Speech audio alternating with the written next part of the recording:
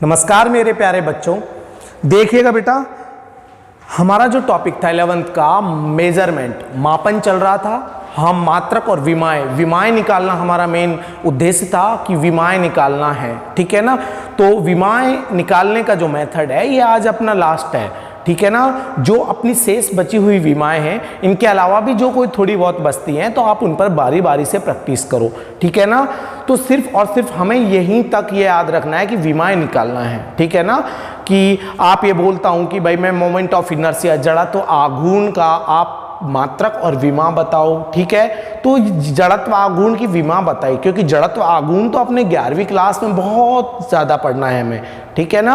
हाँ, सिर्फ और सिर्फ यहाँ पर फॉर्मूले, और मैंने आपको बोला था कि फॉर्मूले अगर पता है तो आप उसकी मात्रक बता सकते हो, अगर मात्रक पता है तो हम उसकी विमा बता सकते हैं, ठीक है भाई। तो देखिएगा, ये हम आपको बता चुके हैं पहले, और फिर मैं हर क्लास में रिपीट कर रहा हूं कि द्रव्यमान को मैं किस में मापता हूं, बोलिएगा। द्रव्यमान को हम किलोग्राम में मापते हैं, और इसे किससे रिप्रेजेंट करते हैं विमा के लिए? कैपिटल एम से रिप्रेजेंट करते हैं। दूरी, देखिएगा, दूरी को हम किस में मापते हैं? मीटर में मापते हैं, ठीक है ना, एम के एस पद्धति में। और मीटर को किससे रिप्रेजेंट करते हैं? दूरी को लेंथ एल से रिप्रेजेंट करते हैं। समय का किसमें भाई? सेकंड में मापते हैं। किसमें? सेकंड में। किससे रिप्रेजेंट करते हैं इसे? कैपिटल टी से, विमा निकालने के लिए कैपिटल टी से। और अगर हमारा टेम्परेचर की मैं बात करूं, ताप की, ठीक है ना, इसे हम केल्विन में मापते हैं। किसमें? केल्विन में। और इसे हम थीटा से रिप्रेजेंट करते हैं विमाओं के लिए। अब देखिएगा बेटा, अब हमारा बात चल रहा था मापन का, तो देखिए हम नेक्स्ट विमा की हम बात कर रहे हैं। नेक्स्ट विमा है आपकी मोमेंट ऑफ इनर्शिया, जड़त्व आघूर्ण। जड़त्व आघूर्ण की हमें विमा बतानी है। जड़त्व आघूर्ण, देखिएगा, जड़त्व आघूर्ण आखिरकार होता क्या है? जो हमारी रेखीय गति होती है, रेखीय गति में जो महत्व द्रव्यमान का होता है, वृत्तीय गति में वही महत्व जड़त्व आघूर्ण का होता है। किसका होता है भाई? जड़त्व आघूर्ण का। जैसे कि आपका कोई पिंड है, यह आपका एक पिंड है, ठीक है। हाँ, ये कैसा रोटेशनल मोशन कर रहा है, ऐसे ऐसे ऐसे ऐसे वृत्तीय गति कर रहा है। या हम ये बोलें कि ये आपका कोई कण है, ठीक है ना। हाँ, ये कैसी गति कर रहा है? आपकी वृत्तीय गति कर रहा है। कैसी गति कर रहा है? वृत्तीय गति कर रहा है। तो एक निश्चित पथ पर एक त्रिज्या का भी निर्माण करेगा, एक रेडियस भी बनाएगा, ठीक है ना। हाँ, इसका द्रव्यमान कितना है? m। तो मैं क्या बोलता हूँ, इसका जड़त्वाघूर्ण बताओ। तो जड़त्वाघूर्ण क्या होता है? I = mr², ये होता है। यानी द्रव्यमान गुणा दूरी का स्क्वायर, ये जड़त्व आघूर्ण का फॉर्मूला होता है, ठीक है भाई। हाँ, यानी इसका मात्रक जो होगा वो क्या होगा? द्रव्यमान को किस में मापते हैं? किलोग्राम में। दूरी को किस में मापते हैं? मीटर। और स्क्वायर है तो स्क्वायर लगा दो, यानी किलोग्राम इंटू मीटर स्क्वायर आपका जड़त्व आघूर्ण का मात्रक है, ठीक है भाई। जैसे कि मैं बात करता हूं, आप एक रस्सी लो, ठीक है ना, एक धागे या एक कोई धागा लिया मैंने, धागे से मैंने किसी पिंड को बांध दिया, और दूसरे छोर को हम ऐसे ऐसे क्या करते हैं? घुमाते हैं, ठीक है ना। तो जो मैं हूं, ठीक है ना, वो क्या है? इसकी एक निश्चित अक्ष है। जैसे कि मैंने बोला, देखिए, ये निश्चित अक्ष है, ठीक है ना। हाँ, किसी भी m द्रव्यमान के पिंड को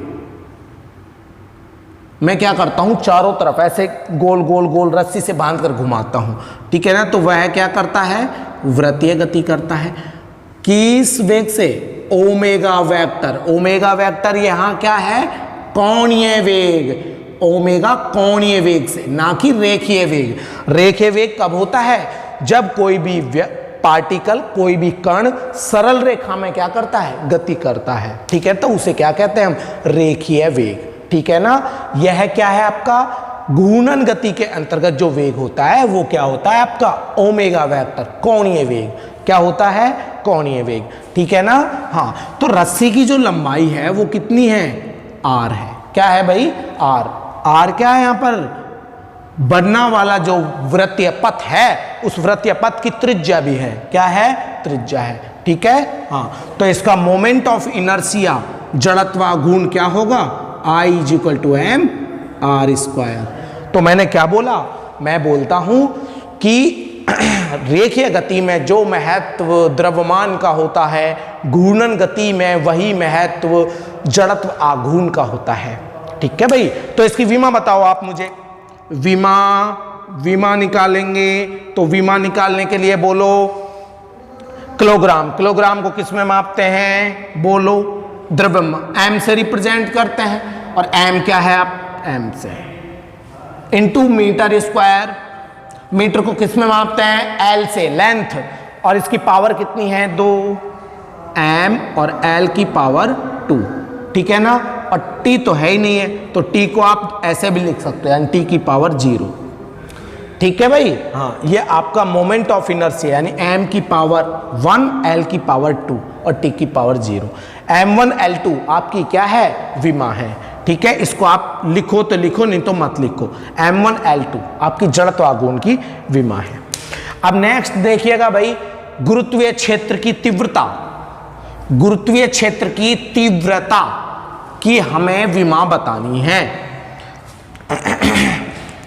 नेक्स्ट है आपका गुरुत्वीय क्षेत्र। गुरुत्वीय क्षेत्र की तीव्रता, इससे हम रिप्रेजेंट करते हैं भाई ई वेक्टर से, ठीक है। और तीव्रता एक सदिश राशि होती है। E vector is equal to क्या होता है, गुरुत्वीय बल। गुरुत्वीय बल बटे द्रव्यमान गुरुत्वीय क्षेत्र की तीव्रता कहलाती है। गुरुत्वीय बल बटे गुरुत्वीय द्रव्यमान, E = F/m, ठीक है भाई। बल तो आपका चाहे कोई सा भी है, चाहे गुरुत्वीय बल है, ठीक है ना, चाहे किसी भी पार्टिकल पर लगाने वाला बाह्य बल है, सभी बलों की एक ही विमा होती है। और वह विमा मैंने आपको बता दी थी, ठीक है, विमा। हाँ बताओ, बल, ठीक है। बल की विमा कितनी होती है, m1 l1 t-2, ठीक है। बल क्या होता है, ma। अरे बोलो, बल क्या होता है, ma, मतलब द्रव्यमान गुणा त्वरण। तो आप यहां से निकाल सकते हो m1 l1 t-2 बटे द्रव्यमान। द्रव्यमान को किससे रिप्रेजेंट करते हैं, m1। अब देखो इसकी विमा क्या आई, इसकी विमा m1 को हम ऊपर लेकर जाएंगे, m1 से m1 यहीं काट दो, चाहे एक पावर से एक पावर कैंसल, तो क्या हुआ l1 t-2, ठीक है भाई। ये किसकी, गुरुत्वीय क्षेत्र की तीव्रता की विमा आ गई l1 t-2, ठीक है। हाँ, अब देखिएगा, अब नेक्स्ट साथ के साथ है ना, रिपीट करते रहो, ठीक है ना। हाँ, अब नेक्स्ट है अपना, नेक्स्ट बोलिएगा भाई, नेक्स्ट है आपका स्प्रिंग का बल नियतांक का मान ज्ञात करना, ठीक है। मैं डायरेक्ट फॉर्मूले भी बता सकता हूं, लेकिन थोड़ा थोड़ा अभी बता रहा हूं, क्योंकि ये तो हमें अभी बहुत पढ़ना है, ठीक है ना। हर लेसन के अंतर्गत इसका पूरा विस्तार है, ठीक है, क्योंकि पूरी भौतिकी का, पूरी फिजिक्स का जो बेस है वो अपनी 11th क्लास का है। फिर से कह रहा हूँ, 11th क्लास में हमें बहुत अच्छे से मेहनत करनी है, ठीक है ना। हाँ, 11th क्लास में अच्छे से मेहनत की, 12th के अंतर्गत अपने आप परसेंट इंक्रीज हो जाती हैं, कोई प्रॉब्लम नहीं आती है, ठीक है ना जी। देखिएगा, नेक्स्ट बोलिएगा बेटा, स्प्रिंग का बल नियतांक। स्प्रिंग का बल नियतांक, स्प्रिंग का बल नियतांक या फोर्स कांस्टेंट बोलते हैं भाई। अब देखो, कोई भी दृढ़ आधार है, दृढ़ आधार से मैंने एक स्प्रिंग को, यानी एक मासलेस स्प्रिंग, द्रव्यमान रहित, इसका कोई द्रव्यमान नहीं है, आदर्श अवस्था में ली है, ठीक है। हाँ, मैंने इस पर क्या अटैच कर दिया, एक m द्रव्यमान का पिंड जोड़ दिया, ठीक है। अब देखो स्प्रिंग का बल नियतांक क्या है आपका के। ये बल नियतांक होता क्या है इसके बारे में थोड़ा ध्यान से देखिए। बल नियतांक ही डिसाइड करता है कि आपका स्प्रिंग मुलायम है या कठोर है। अगर के का मान ज्यादा होता है तो आपकी स्प्रिंग क्या है, कठोर। अगर बल नियतांक का मान क्या है, कम है, तो आप इस अनुमान लगा सकते हो कि आपकी स्प्रिंग क्या है, सॉफ्ट है, मुलायम है। ठीक है। हाँ, इसी बल नियतांक का मान आपको क्या करना है, ज्ञात करना है। तो देखिए कैसे ज्ञात करेंगे। आप सभी को पता है ना कि स्प्रिंग है, स्प्रिंग पर मैंने m द्रव्यमान का एक पिंड जोड़ दिया है। अब देखो मैं इस पिंड को पकड़कर क्या करता हूं, खींचता हूं, नीचे की ओर खींचता हूं। तो देखो नेक्स्ट कंडीशन क्या आती है बेटा, देखना। जब मैं इसे खींचूंगा तो स्प्रिंग में क्या आएगा, विस्तार। ठीक है, स्प्रिंग बढ़ेगी। तो देखो स्प्रिंग क्या होती है, बढ़ती है। ठीक है, बल किधर लगाया, नीचे की ओर। मैंने पकड़कर खींचा मतलब बल लगाया, किधर, नीचे की ओर। तो इसमें जो विस्थापन आएगा वो कितना होगा, वो नीचे की ओर। मैंने बोल दिया, मान लिया इसमें जो विस्थापन आया है, इसमें जो विस्तार आया है वो कितना है, x है। क्या है, x है। ठीक है भाई। हाँ, अब देखो नेक्स्ट कंडीशन। नेक्स्ट कंडीशन क्या है कि जब मैं m द्रव्यमान के पिंड पर नीचे की ओर F वेक्टर बल लगाता हूं तो स्प्रिंग भी इस m द्रव्यमान के पिंड पर इतना ही बल ऊपर की ओर लगाती है। तो देखिए आप किसी भी स्प्रिंग को दीवार से बांध दो और उसके दूसरे छोर को खींचो, आपको ऐसा लगेगा कि स्प्रिंग भी हमारे हाथ को विपरीत दिशा में खींच रही है। ठीक है ना। हाँ, तो कोई भी वस्तु अपनी स्थिति में परिवर्तन का क्या करती है, विरोध करती है। ओके। हाँ, कोई भी वस्तु है भाई, आपने किसी भी रबड़ को ऐसे खींचा, ठीक है, वो कब तक खींचेगी, जब तक आपने उस पर बल लगा ही रखा है, और जैसे आपने उसे छोड़ा उसी अवस्था में आ जाती है। तो कोई भी वस्तु है वो अपनी स्थिति में हमेशा परिवर्तन का क्या करती है, विरोध करती है भाई। ठीक है। हाँ, तो आ जाओ यहीं m द्रव्यमान के पिंड पर नीचे की ओर मैंने बल लगाया, x विस्थापन आया, मतलब x इतना, मतलब x दूरी तक क्या हुआ, विस्तार हुआ है। ठीक है ना। तो स्प्रिंग भी m द्रव्यमान के पिंड पर उतना ही बल, यानी इतना ही बल ऊपर की ओर लगाती है। ठीक है ना। हाँ, तो हम क्या कहते हैं कि जितना बल मैं इस पर नीचे की ओर लगाऊंगा विस्थापन भी बढ़ेगा। ठीक है, और बल लगाया तो और ज्यादा बढ़ेगा, तो विस्तार और ज्यादा आएगा। तो कहता हूं इसकी डेफिनेशन क्या है कि किसी भी पिंड पर लगाया गया जो बल है F, ठीक है ना, हाँ, यह समानुपाती होता है किसके, विस्थापन के। कितना विस्थापन आ रहा है, लेकिन माइनस चिन्ह क्या व्यक्त करता है, माइनस चिन्ह व्यक्त करता है अपोजिट डायरेक्शन में लगने वाले फोर्स पर। ठीक है ना, क्योंकि स्प्रिंग भी m द्रव्यमान के पिंड पर ऊपर की ओर उतना ही बल लगाती है। तो माइनस चिन्ह जो है ना, ये विपरीत दिशा को बताता है, विपरीत दिशा को बताता है। आई बात समझ में। ठीक है, तो देखो F बराबर, जब समानुपाती का मैंने चिन्ह हटाया तो क्या आ गया, माइनस तो है ही अपना। समानुपाती का चिन्ह हटाएंगे तो एक नियतांक लगाते हैं जिसे क्या बोलते हैं, k इंटू एक्स। F बराबर माइनस के एक्स। इस बल को ही हम प्रत्यानयन बल के नाम से जानते हैं जी। किस नाम से, प्रत्यानयन बल के नाम से।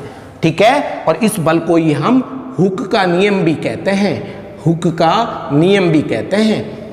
ध्यान से देखना। और ये तो हम अभी दोलन एवं तरंगे, ठीक है ना, अपना SHM सरल आवर्त गति का एक लेसन आएगा, ठीक है, उसमें सब पढ़ेंगे। ये तो अभी तक कुछ भी नहीं है, सिर्फ शॉर्ट सिंपल तरीके से बता रहा हूं। ठीक है ना। यहां पर तो हमें क्या बोला है कि स्प्रिंग का बल नियतांक की आपको विमा बतानी है बस। तो बल नियतांक क्या है, k। ठीक है, देखो k क्या है आपका, बल नियतांक है। क्या है, बल नियतांक। और k का मान निकालना है तो हमें पता है F बराबर माइनस के एक्स। तो k का मान क्या होगा, बोलो माइनस एफ अपॉन एक्स, के इज इक्वल टू बल, बल बटे एक्स, एक्स क्या है विस्थापन। तो देखो निकालो विमा, बताओ विमा, बल की विमा पता है m1L1T-2 बट्टा विस्थापन दूरी, इसको किस में मापते हैं, लेंथ L में, मीटर में, मीटर को L से, तो L1 से L1 कैंसल, m की पावर 1 और t की पावर -2, ये क्या आ गई, स्प्रिंग के बलनियतांक k की विमा आ गई। ठीक है भाई, समझे ना कुछ, हाँ तो कोई प्रॉब्लम नहीं होनी चाहिए, फॉर्मूला पता हो, ठीक है। F बराबर -kx, हुक का नियम भी कहते हैं, स्प्रिंग का बलनियतांक k का मान ज्ञात करना है तो x को नीचे ले आओ, ठीक है ना, k का वैल्यू आपको पता चल जाएगा, k की विमा क्या होगी, ठीक है ना, हाँ ठीक है भाई, हाँ तो देखिए उतार लीजिएगा।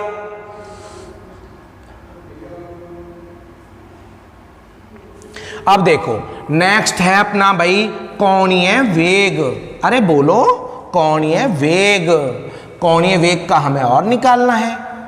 कोणीय वेग क्या होता है, अरे बोलिएगा कोण बटे समय, कोणीय वेग, कोणीय वेग, कोणीय वेग को हम क्या बोलते हैं, कोण बटे समय। तो बता दो विमा क्या होगी, विमा, कोण की विमा आपको पता है क्या होती है, अरे बोलो कोण की विमा क्या होती है, L की पावर 0 बटे समय को किससे रिप्रेजेंट करते हैं, सेकेंड, यहां का पैरामीटर t यानी t की पावर 1, तो विमा क्या आ गई, देखो ये तो L की पावर 0 है, कोई मतलब है ही नहीं, t की पावर 1 को हम ऊपर लेकर जाएंगे, क्या होगा, t की पावर -1, ये कोणीय वेग की विमा है। आई बात समझ में भाई, अब देखिए कोणीय त्वरण, कोणीय त्वरण, तो भाई कोणीय त्वरण क्या होता है, बोलो कोणीय त्वरण, कोणीय त्वरण होता है कोणीय वेग बटे समय, ठीक है। तो विमा बताओ, कोणीय वेग की विमा तो पता है हमें कितनी, निकाली अभी जस्ट, t की पावर -1 बटे समय और है कितना, t की पावर 1। तो देखो t की पावर 1 को हम ऊपर लेकर जाएंगे, t की पावर 1 माइनस, तो t की पावर 1 को ऊपर लेकर गए तो 1 क्या हो जाएगा, माइनस का, t की पावर -1, आधार समान घातें जुड़ जाती हैं, तो विमा क्या पता चली, t की पावर -2, क्या पता चली भाई, t की पावर -2, ठीक है भाई, यस। अब देखिए बेटा नेक्स्ट है अपना कोणीय संवेग, बोलिए नेक्स्ट है अपना कोणीय संवेग,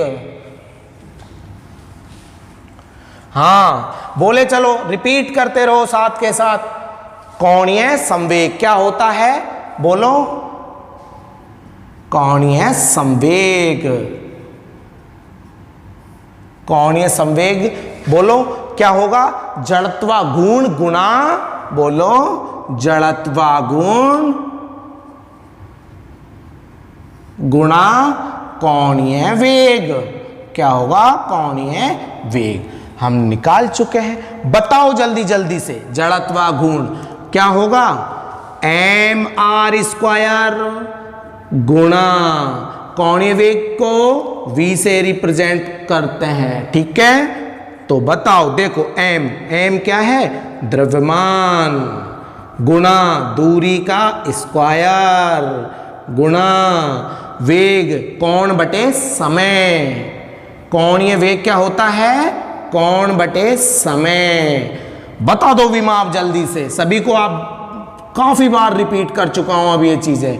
देखो द्रव्यमान को रिप्रेजेंट करते हैं m से, ठीक है, दूरी लेंथ L से, इसकी पावर 2, और कोणीय वेग यानी कोण बटे समय, कोण की विमा कुछ नहीं होती, समय t बटे t की पावर 1, तो इसकी विमा क्या आ गई, m1l2 t की पावर 1, इसको ऊपर लेकर जाएंगे तो क्या हो जाएगा, t की पावर -1। ठीक है भाई, हाँ उतार लीजिए।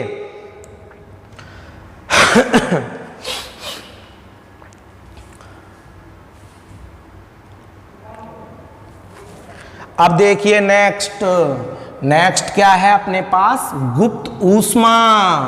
बोलिएगा, गुप्त ऊष्मा, लेटेंट हीट, गुप्त ऊष्मा।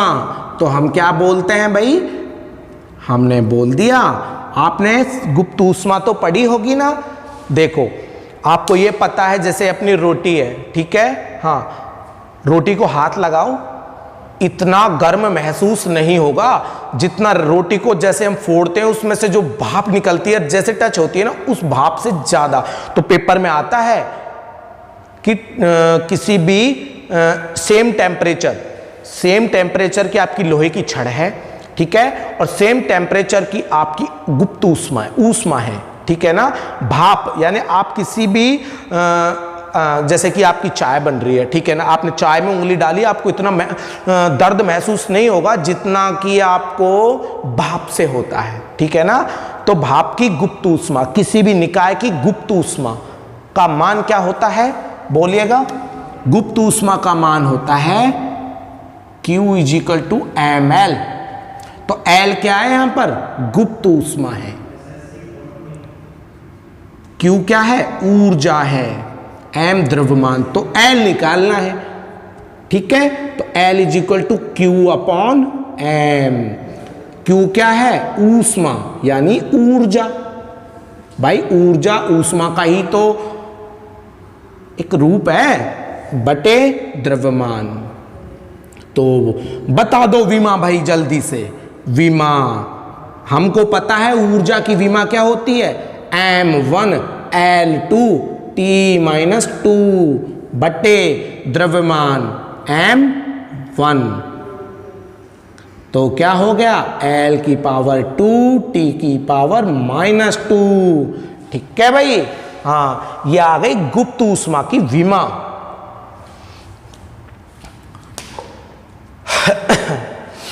अब देखिएगा नेक्स्ट है आपका बोल्ट्जमान नियतांक। बोलो भाई, बोल्ट्जमान अपने एक साइंटिस्ट थे, ठीक है।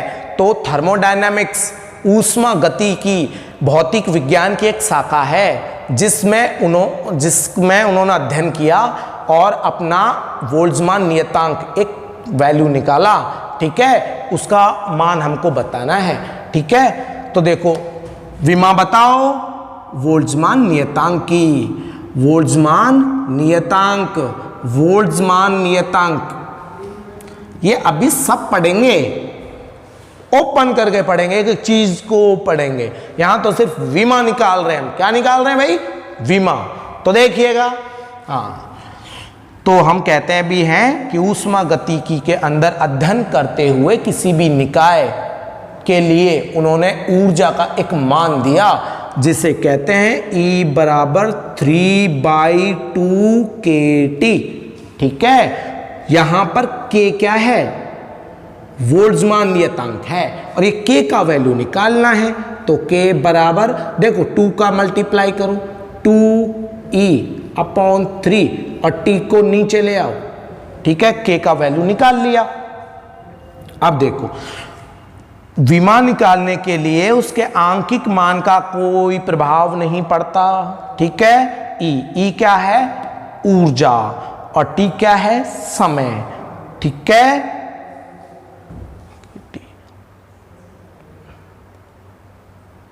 सॉरी, T टेम्परेचर है बेटा, क्या है, टेम्परेचर है, ताप है, क्या है, ताप, ना कि समय।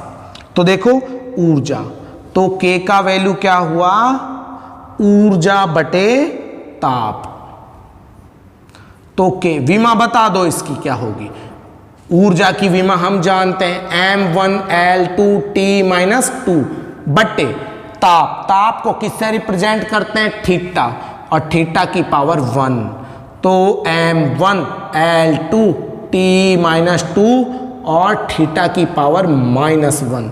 ये क्या है आपका, बोलिएगा, बोल्ट्जमान नियतांक का विमा है। ठीक है, हाँ।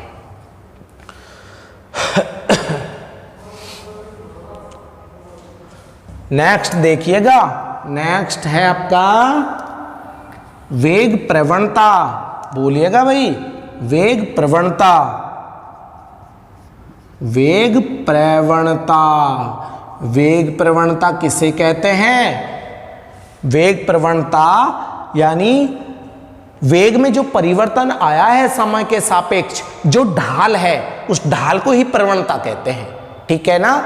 किसी भी वक्र में किसी भी कण, कोई भी कण समय के सापेक्ष क्या हो रहा है, उसका वेग में परिवर्तन आ रहा है। ठीक है ना? जो ढाल बन रही है वो ढाल ही आपकी प्रवणता है।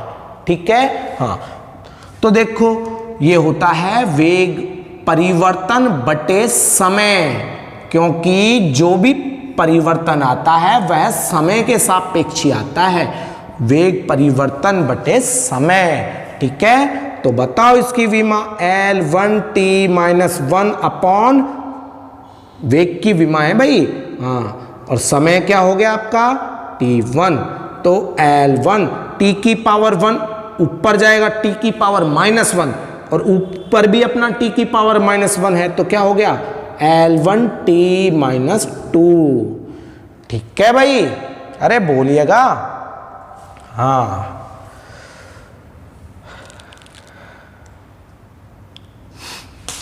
अब नेक्स्ट देखिएगा, नेक्स्ट है अपना प्रत्यास्थता गुणांक। क्या है भाई? इलास्टिसिटी कोफिशिएंट, प्रत्यास्थता गुणांक, प्रत्यास्थता गुणांक। तो प्रत्यास्थता गुणांक की विमा बता दीजिएगा मुझे। पहले फॉर्मूला प्रत्यास्थता गुणांक का फॉर्मूला होता है, सुनिएगा, प्रत्यास्थता गुणांक का फॉर्मूला होता है प्रतिबल बटे विकृति। क्या होता है? प्रतिबल बटे विकृति। प्रतिबल मैंने आपको बताया था, क्या बताया था? प्रतिबल का मतलब है कि देखो, जैसे मैंने आपको स्प्रिंग का उदाहरण दिया कि स्प्रिंग को मैं जब नीचे की ओर खींचता हूं तो स्प्रिंग भी उस बल के विपरीत दिशा में ऊपर की ओर एक बल और लगाती है, वही उस बल के लिए एक प्रतिबल का काम करता है, यानी बल के विपरीत दिशा में एक दूसरा बल लग रहा है। ठीक है ना? हाँ, वही प्रतिबल है। ठीक है ना? विकृति देखो, जैसे कि एक एग्जाम्पल और देता हूं मैं आपको, ये है। ठीक है ना? विकृति का मतलब क्या है? विकृति का मतलब यह है कि इस वाले पार्ट को मैंने इधर खींचा, ठीक है ना, तो इसमें जो परिवर्तन आया, देखो इसकी लेंथ कितनी है, L है, इसकी भी विड्थ कितनी है आपकी, L है। ठीक है ना? जब मैंने इसको खींचा तो इसकी लेंथ भी बढ़ेगी, देखो भाई लेंथ भी बढ़ रही है। ठीक है ना? और जब मैंने इसको खींचा तो इसकी विड्थ जो है वो भी इंक्रीज हो रही है, मतलब थीटा कोण पर परिवर्तन आता है। ठीक है? हाँ, ऐसे है। ठीक है? हाँ, मैंने इसके छोर को खींचा तो इसकी विड्थ भी चेंज होती है, लेंथ भी चेंज होती है। ठीक है ना? हाँ, इस टाइप से। तो मैं बोलता हूं प्रतिबल, प्रतिबल का मात्रक क्या होता है, वही बल के समान। देखो बल ही तो है आपका, तो बल और विकृति यानी लंबाई गुना चौड़ाई। ठीक है ना? विकृति क्या है आपकी, लंबाई गुना चौड़ाई। तो विकृति मतलब जो परिवर्तन आता है ना, उसे हम क्षेत्रफल कहते हैं। विकृति में जो परिवर्तन है वो क्षेत्रफल में परिवर्तन आता है। विकृति में परिवर्तन अगर माइंड में आए तो डायरेक्ट ये याद होना कि उसका क्षेत्रफल परिवर्तित हो रहा है। क्या परिवर्तित हो रहा है? क्षेत्रफल परिवर्तित हो रहा है, कि मतलब प्रतिबल बटे उसका क्षेत्रफल में परिवर्तन। तो देखो प्रतिबल की जो विमा, अब देखो डायरेक्ट लिखो विमा, प्रतिबल बल की विमा, बात वही है, m1L1t-2 बटे क्षेत्रफल की विमा क्या होती है, L²। तो देखो m1L2 ऊपर जाएगा -2 और ऊपर क्या है +1, तो क्या होगा L की पावर -1 और t की पावर -2। ठीक है? ये क्या है आपका प्रत्यास्थता गुणांक की विमा है। ठीक है भाई, हाँ। तो देखिएगा, एक बार आप इसे स्क्रीनशॉट ले लीजिए और ये रिपीट कीजिए इन्हें बारी बारी से।